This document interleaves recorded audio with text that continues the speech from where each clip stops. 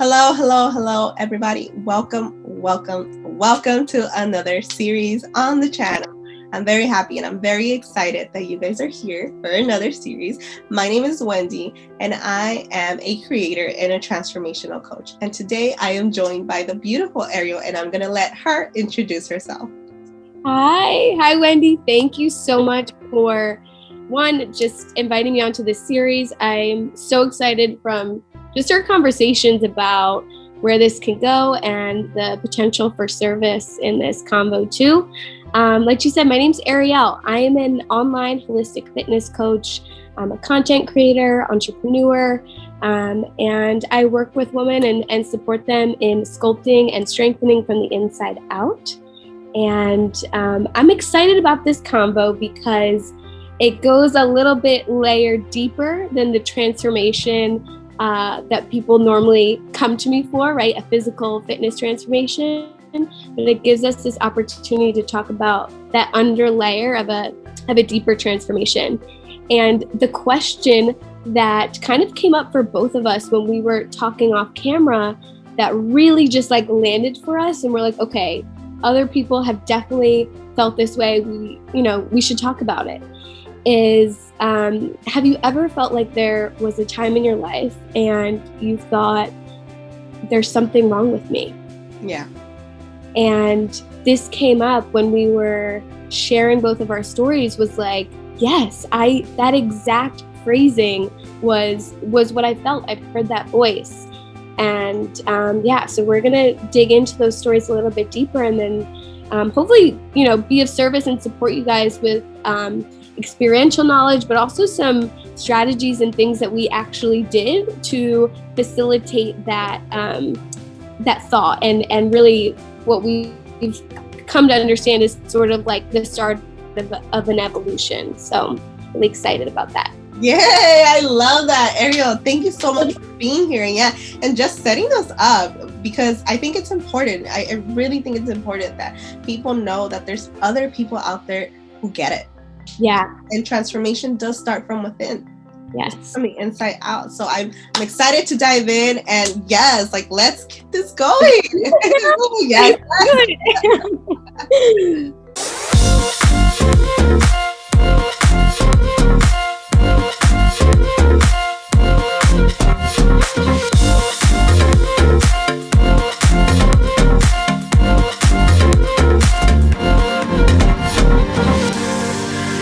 Hello, beautiful people. Hello, hello, hello. I hope you guys are having a beautiful day. Welcome. Today, I am joined by the beautiful Ariel. We decided to put this 3-part series together called There's Nothing Wrong With You for you guys, because we were just talking about what has been so prevalent in our own lives along our life journey, that we were like, oh my gosh, we need to talk about this. We need to share our journeys. We need to share with others that they are not alone, that they also, if they find themselves questioning if there's anything wrong with you, if there's anything wrong with them per se, that there is absolutely nothing wrong with you. Yes, exactly. And that experience, I think, is really normal.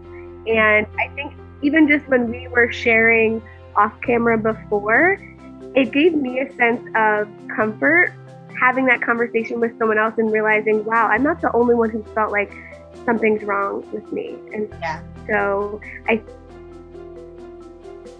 to hopefully provide that for others too, if you've ever felt that way, and just kind of normalize it a little bit and share some behind the scenes things of what that kind of looks like for us, like you said, in our personal development and life journey too.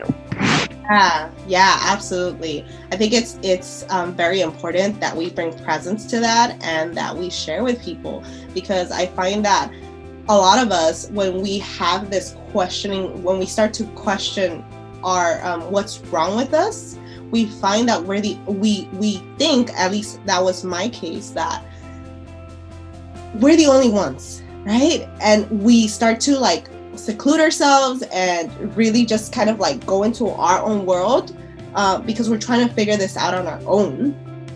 And I find that it causes a lot more pain, a lot more suffering.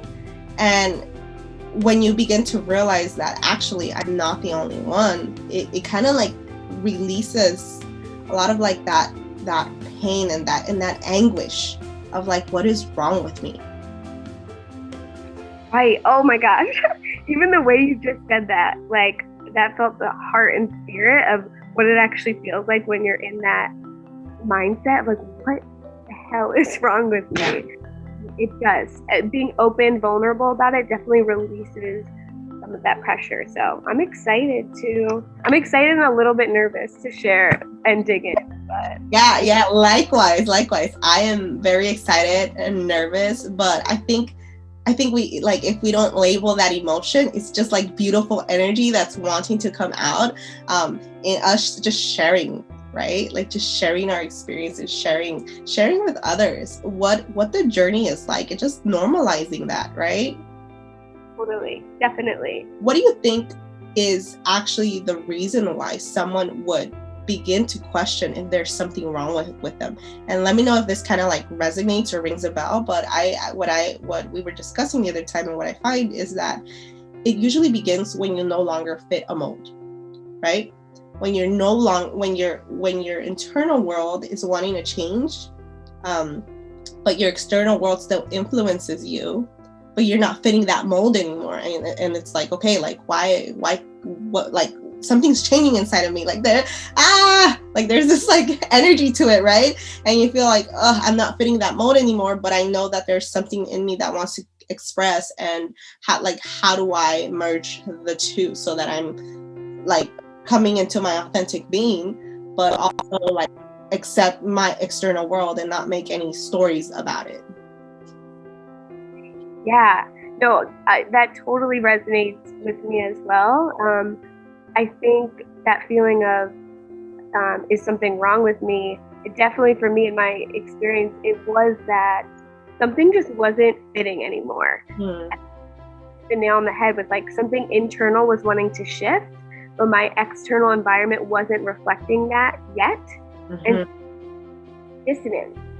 And then, you know, at least the first time that I experienced this, it was so new, right? I was like, I'm changing like drastically. And so I think internally, because I had never been through it before, the first time it felt very scary and like so out of my comfort zone. And it felt like who I thought I was just shattering. Yeah. But at the same time, it was exciting because I knew what I could step into was going to be something more exciting, more powerful, more true for me. But there is like a little bit of scariness, at least for me, there was. Yeah. As you were talking, I'm like, yes, I resonate, because I found that what was happening was like the shift of identity, like your identity feels threatened. Like, oh, this person who I thought I was is not really who I am.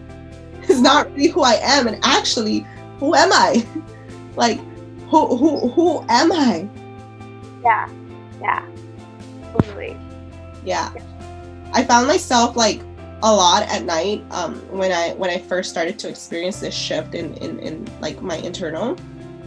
I would stay up at night and really ponder at that question, like, who am I? Like, who am I? Like, what do I want? What? You know, I was like stuck in this loop of like, who am I? Is there something wrong with me? What do I do? How do I change my life? How do I shift? Like, it was bringing me a lot of anguish, not knowing that. And I felt like it was that identity, like that identity of who I thought I was, that was breaking. Yeah. And I think you bring up a good point, though. The fact that you can remember a moment where you were asking yourself these questions. I do think that's the first point of like the trigger to a new evolution or a transformation, is when you start to have those questions. Like, is something wrong with me? Who am I? What do I even want? Like, these are like the very deep introspective questions that, you know, I think we should have with ourselves and be in constant question to get to our truth, right? So I think even though it's scary and the questioning might, if you resist it, can feel like, scary, some anguish. If you get curious more and you actually lean in, I don't know, it just like starts to happen. Yeah. I think, we're going to obviously dig into that whole process a little bit more, but I think it starts with that self-questioning. Yeah, self-inquiry, right?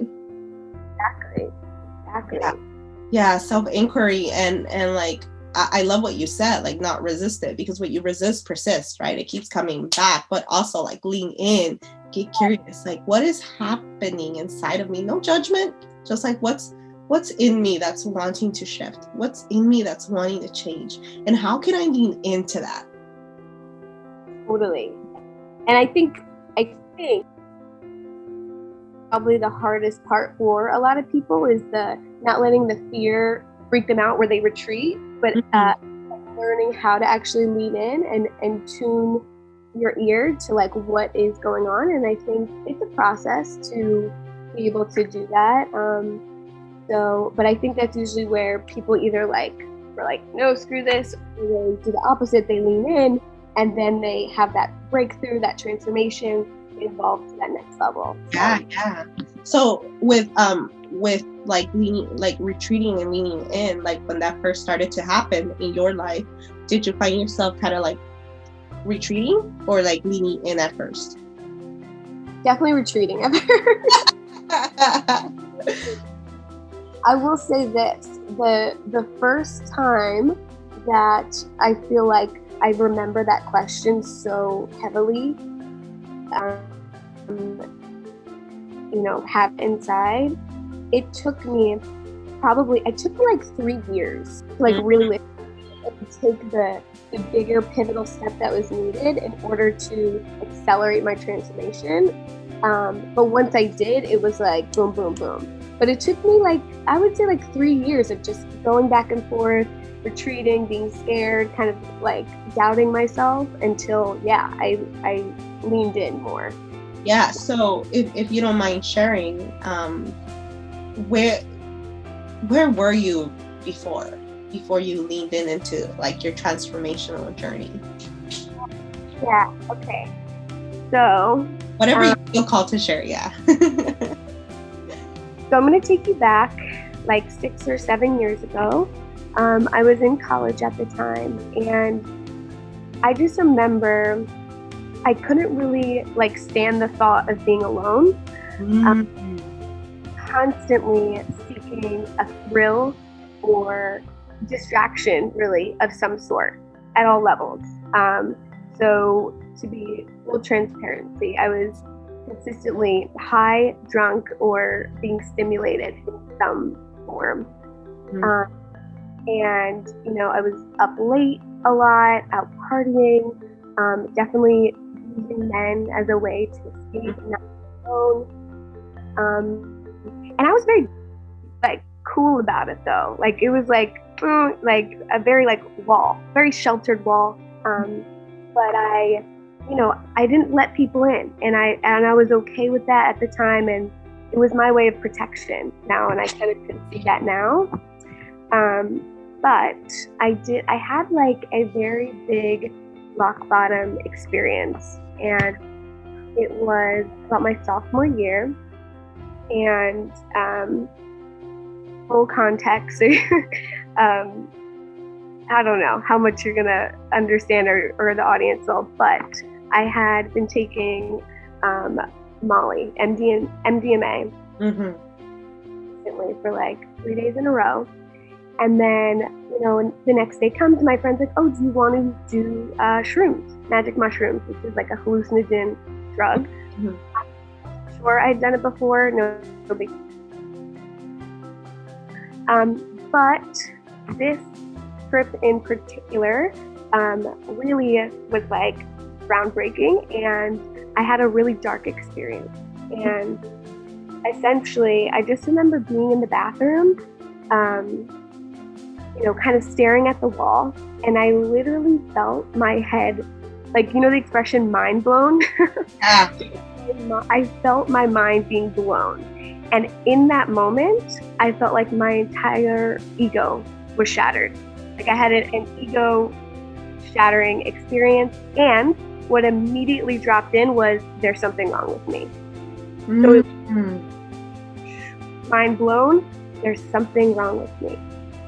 And that voice, that whatever it was, it came in so heavy, and I heard it so clear that there was nothing you could tell me that would make me believe that wasn't true.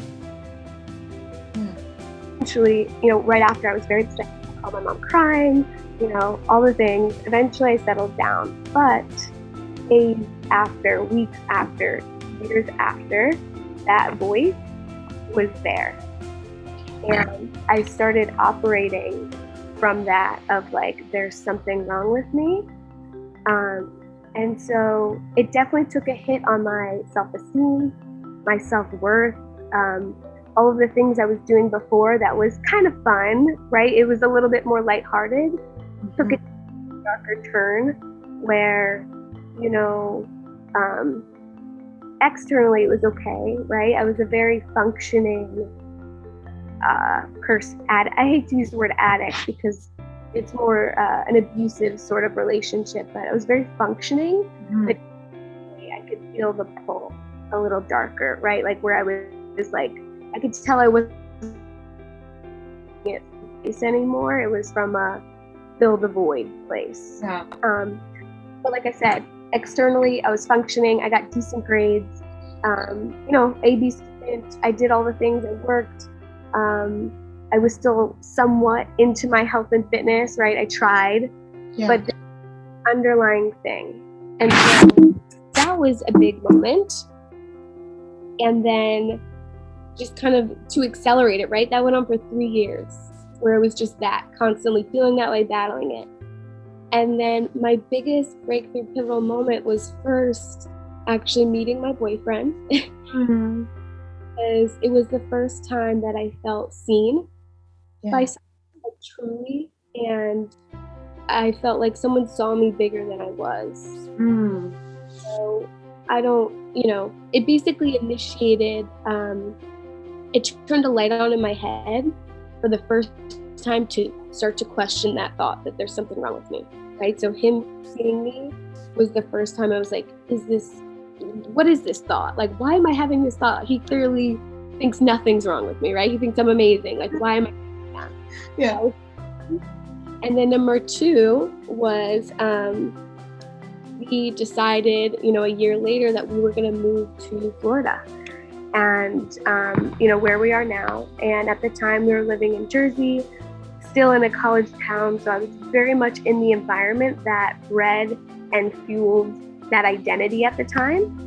And that was another like drop-in moment where I couldn't even explain to you why we moved to Florida, because we didn't have a job, didn't have a home, no family, no money really. And we just like knew we had to go. And that was the second pivotal moment, was the shifting of my environment completely, like shaking up everything that was basically feeding this identity, this mold that I know I fit in, and I just didn't know how to get out. So it was one, realizing the thought and questioning it, and then shifting my environment that kind of then accelerated the transformation. But those 3 years on and off resistance before. Yeah.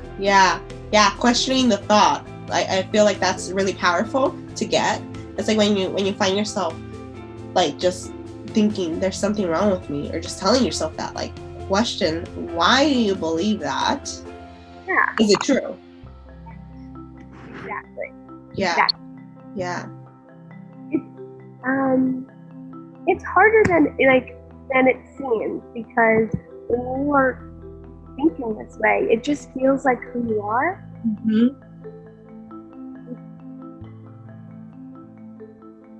In the world and who you are, that you don't see it, right? And sometimes it takes someone else. For me, it was my boyfriend, but it could be a support system, a coach, a friend, to be like, hey, like, to show you this is not how I see you.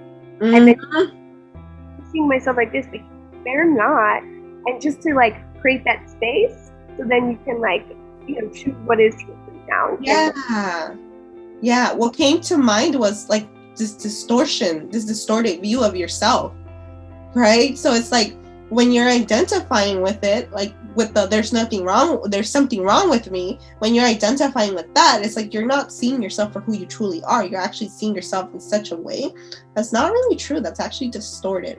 And as human beings, I do believe we're kind of complex beings, and we're all different kinds of flavors, and it's okay to be different. It's okay to want to shift, to want to change. That doesn't mean that there's something wrong with you. Yeah. It doesn't mean that. It just maybe feels like it because it's different. Yeah. I didn't know like that was what you went through to get to right now where you're at, which is let's talk about like the whole shift. Like, so you went through that. You really kind of like dismantled this identity that you had, and then you were kind of like propelled to step into your greatness, right, into your light, right? And do you find that it was like worth it? Every day. Every day I look back at that decision to do something that was scary and logically didn't make sense. And I am so grateful that I listened and I just did it. Because I don't know. Obviously, I don't know if I would be where I am now if I didn't do that. And it's trusting that, and it, obviously working out, a very confidence and trust with myself. Other things, because I think we probably agree on this, that we go through, I feel like humans go through several evolutions. Yes. And I'm not saying like, oh, that happened, now I'm like, right. And that's it. I know I'm always going to have a next level. Yeah. And so it gave me that confidence to understand it more and trust myself to navigate it when it does come up. It's really worth it. Yeah. I love what you shared. I love what you share right now, because this is something that I always like make a point about. Like, we're constantly evolving, and I think as we are like with nature, you see nature all around, and just that is constantly in evolution. And since we're a part of it, like, how are we any different? Right? We're part of Earth, its inhabitants, and just we're from it. We're from it, at least our physical body, right? And like, we're constantly going to be in a state of evolution. So there's no like, I don't, from what I've like just experienced, there's no like, you get to here and then you're finally there. It's like, no, you get here, and then what's your next level? Oh, what's your next level? What's your next level? Yeah. Oh, and I love that you tied in the environment, because it's so true. I did a post on embracing the season, and just how Mother Nature, we have seasons, and we have seasons of rest, we have seasons of growth, we have seasons of reflection. Just like the environment, and I think that there's, for whatever reason, a misunderstanding for humans that life is like this linear thing. But at least in my experience, I found it to be a little bit more cyclical. That's the word. It's like constant season. Yeah, constant season. And how do you be at peace with those seasons, right? Like, just knowing that, hey, this too shall pass. That is the question, Wendy. How do you get peace? Yeah. For sure. And definitely something I'm trying to cultivate a little bit more now is being at peace and being able to have that larger scale view of what season I'm in, and be at peace with it and be able to rock with it a little bit. So. Yeah, I love that. I can absolutely just totally relate to everything that you're sharing, because I had my moment as well, like, where I was just, what is wrong with me? And for me, it was a little bit similar, but also a little bit for me, it started with I was in a relationship for a very long time, right? And I kept on going back and forth. And then there came a point of time in our relationship where we called it quits. But at that time, I already had a child with the person, right, with my partner then, and I didn't know how to like break that mold of being a partner, of being the mother, of being like this person that everybody else needed me to be, and I was completely lost. So when I was faced with like just me, I was like, well, what's my identity? And because I felt like I didn't have an identity, it created deep suffering and deep anguish. So I went into the same. I started just like stimulating myself, right? Being out, wanting to party, wanting to just like just be out, be wanted, be seen, be accepted. So I use men just as much, right? And I'm not very proud of that, but I can, at that moment, that's not what I saw. I can see that now, but at that moment, that's not what I saw. It was more like, oh, he likes me. Oh, good. Like, let's roll with it, you know? But I knew, like, at the end of it, or at the end of whatever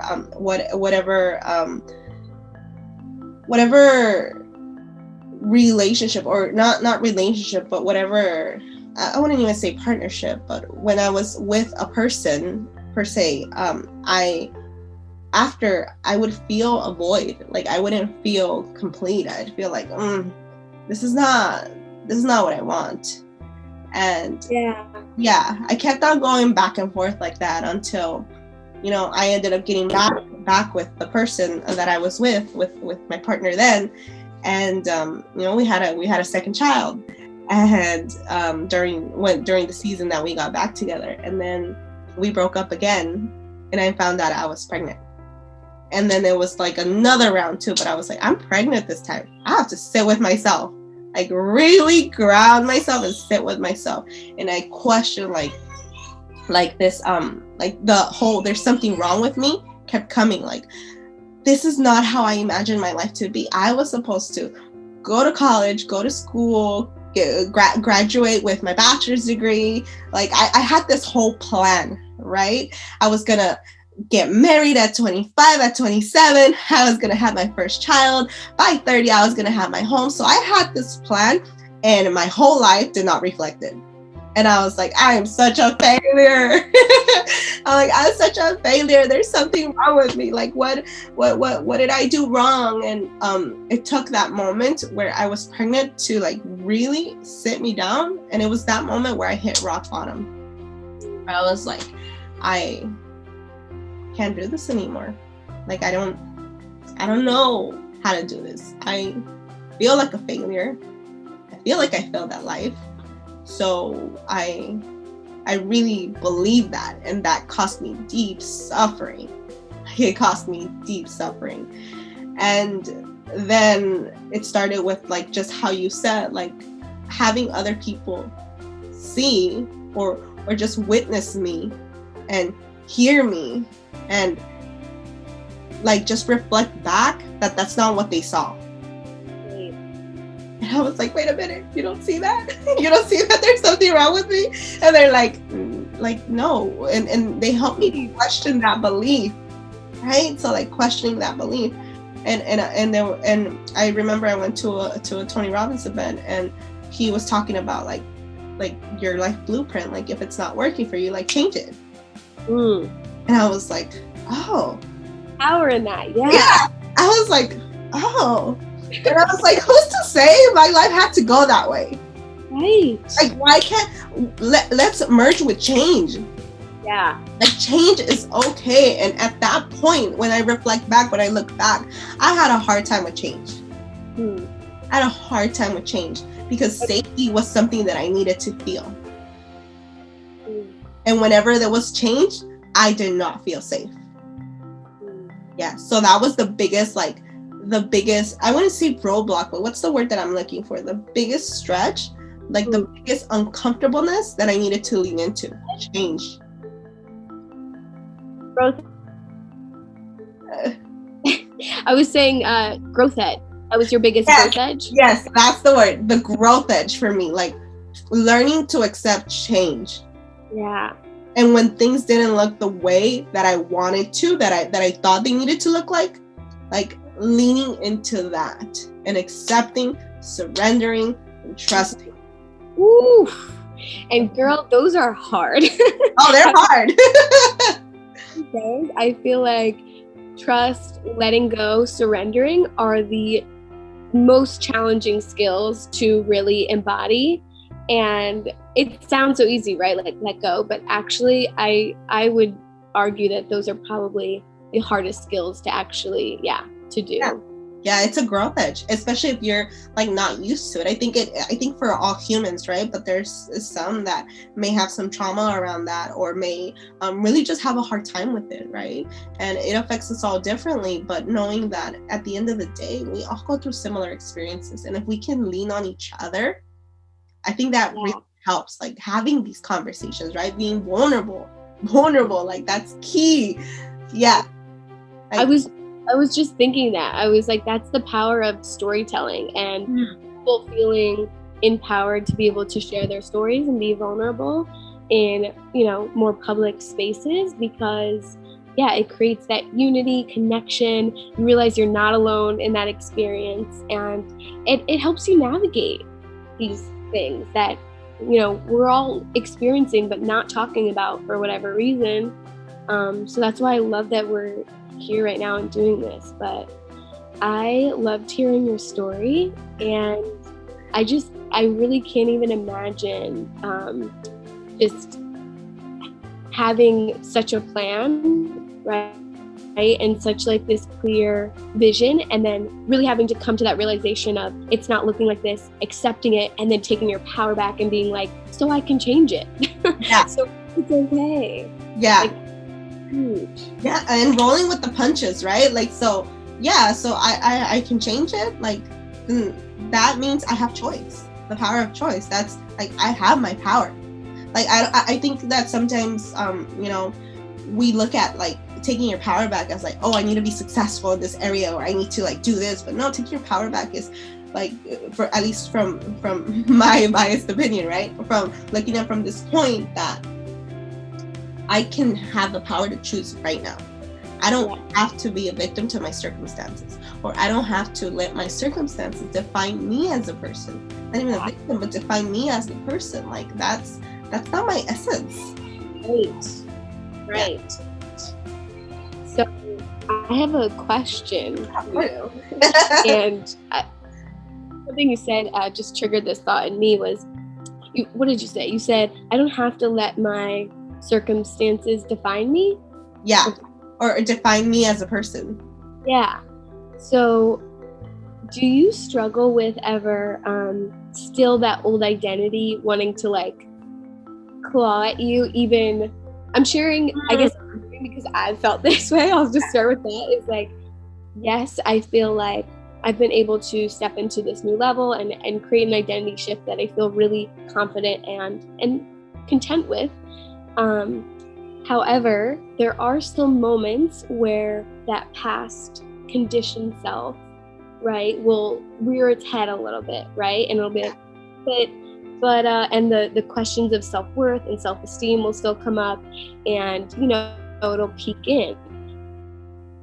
Do you have that experience as well, or what is like your experience with that? And how do you navigate it when it does? If you have any like. Yeah, 100%. I think for me, of course, we're, like you said, we are conditioned a certain way, and we have patterns, right? I have patterns, and what I find myself like doing whenever that happens is I begin to just observe like what's going on, or my behavior, or my thoughts.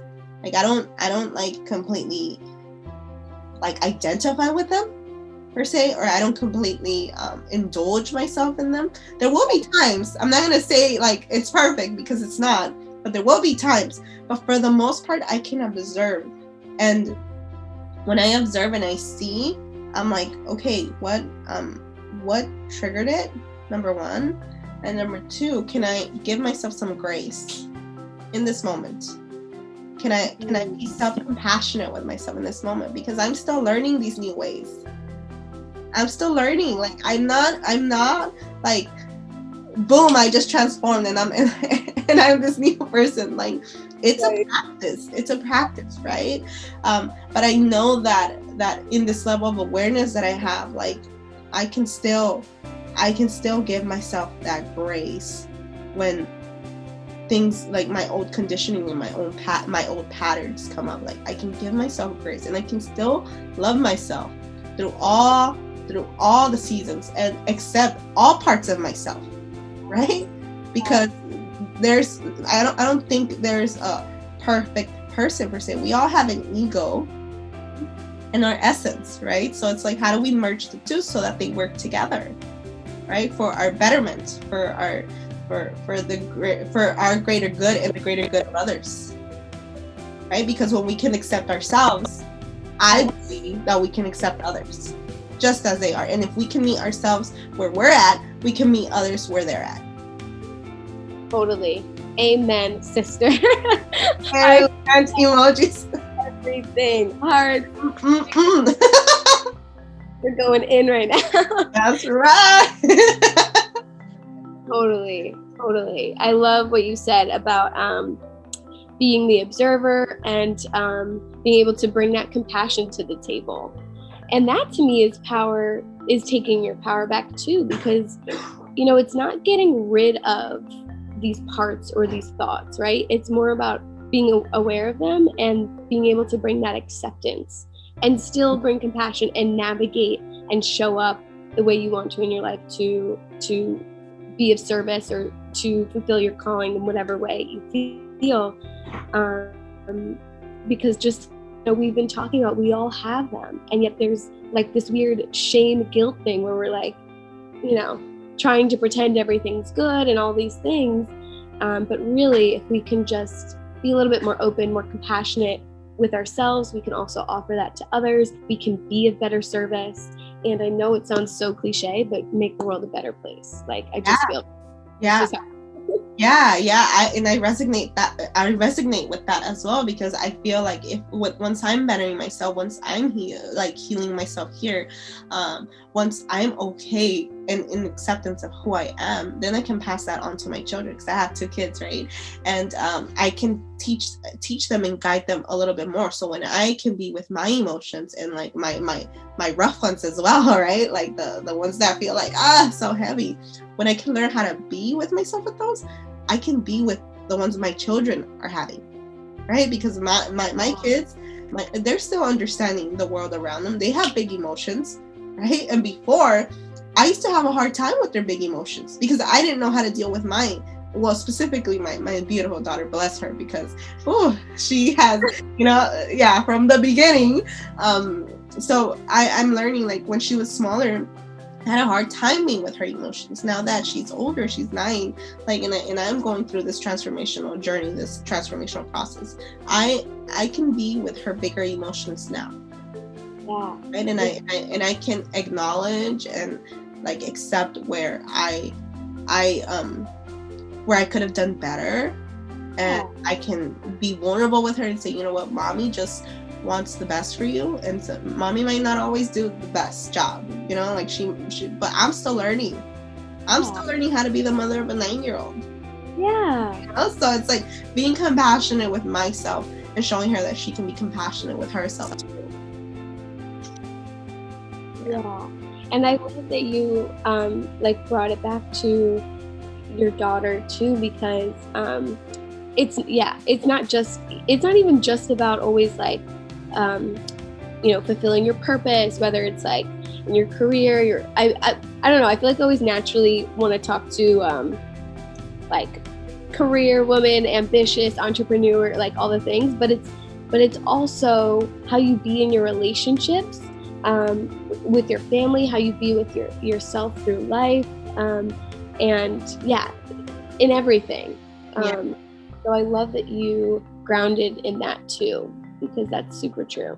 Yeah, and I think, everything has its place, right? The ambition, the go-getter, like just, being driven, like I think everything has its place. But I think what I'm learning now is like how do you get to be with yourself, even when you're not like going after everything that you want to achieve, right? The external, right? How do you be when you're just home and when you're just in relationships. And you know, that's some of the hardest work sometimes, because you know, like relationships, like they bring out the worst in you sometimes. They do.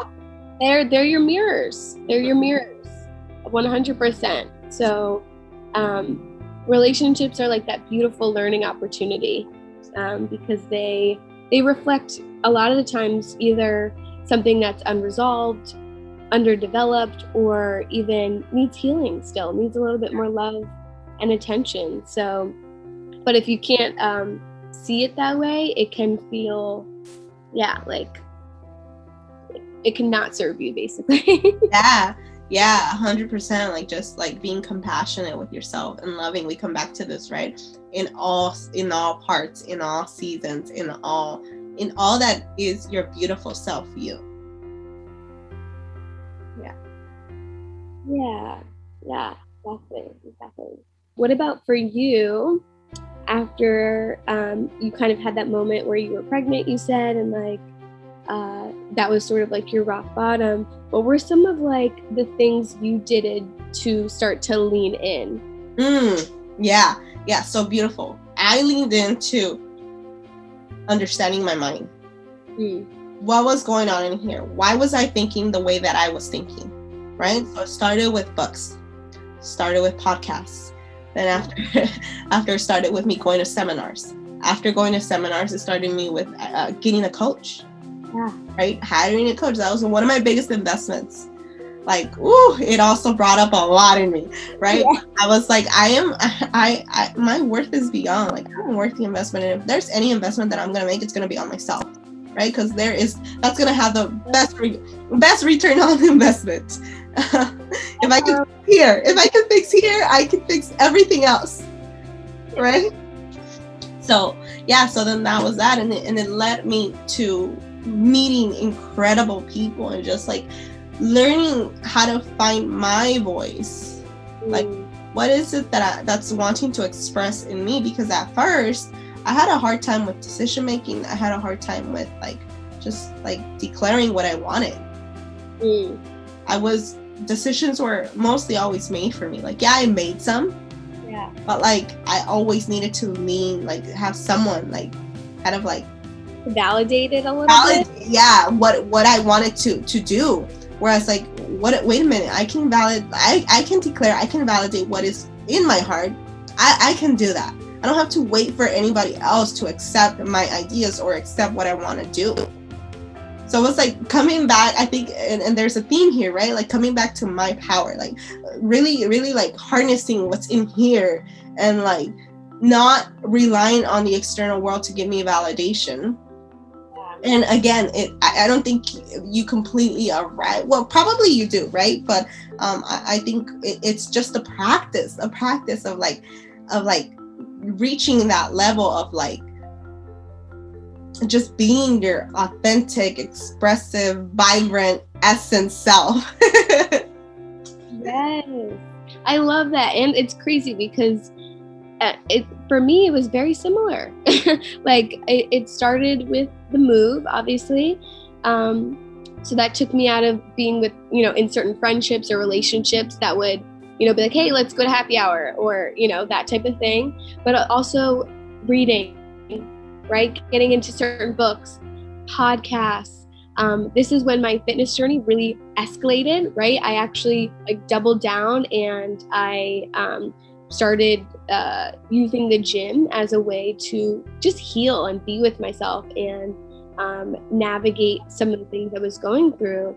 And that in and of itself kind of escalated to where I am now in being a fitness coach. Like that started before that, I was not into it at all. Yeah. So it's like, I think for me, like when it comes to like the podcasts and the books, it goes back to like why I was really obsessed and loved this idea of us having this talk was because it gives you a reference point to be like, oh, like someone else went through that and this is how they did it. I can do that. Or concepts, it gives you ideas, it gives you just that connection. it's not just you. And it just starts stirring your mind a little bit to be like, oh, like she, had drug problems and drank alcohol all the time. And now, her life is completely different. Okay, maybe I'm feeling somewhere in between that. This is possible, right? Exactly. And all, you can see yourself in someone else's story, which gives you that hope, that inspiration to really take steps. So for me, like the podcast and books, that's what that did for me, really, was it gave me these ideas to like that I could do this, basically. Yeah, same here. It was through that journey that led to like having a deep transformational journey within.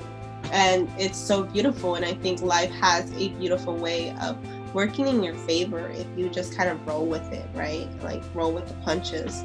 And I love that we're here now. I love that we're here like sharing our experiences and leaning into one another, right? And providing and creating this space so that others can lean onto us as well, because we get it. Yeah. Totally.